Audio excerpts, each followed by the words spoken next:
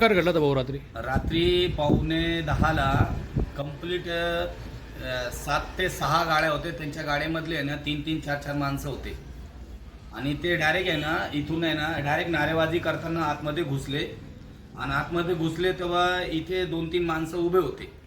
तर तिकडे गेले तर एका माणसाला मारलाय, तिथे चाकू लागलाय त्याला. तो माणूस तो बिचारा गरीब होता, तो निघून गेला. परत समोर इथे बिल्डिंगचे आपले काय म्हणतात ते टाकीचे खाली आहे ना ते त्या माणसाला भाडेकरीला मारला. तो भाडेकरी आहे ना म्हणजे बेशुद्ध झाला. म्हणजे त्याला खूप ब्लड म्हणजे उभा राहायला सुद्धा जागा नव्हती त्याला, म्हणजे त्याला उचलला नेऊन गेले. पण परत दुसऱ्या माणसाला त्याचा कान कापून टाकला. परत तिथून जर निघाले तर या बिल्डिंगमध्ये घुसले. बरं या बिल्डिंगमध्ये घुसले तर या गाड्या तोडून टाकले आणि इथे दहशत निर्माण करत होते आणि नारेबाजी करत होते. तुम्ही तक्रार केली का पोलीस ठाण्यात? आम्ही तक्रार करायला आम्ही सेल्फ डिफेन्समध्ये आमच्या बिल्डिंगची माणसं आपली आता ही गाडी तोडून टाकली.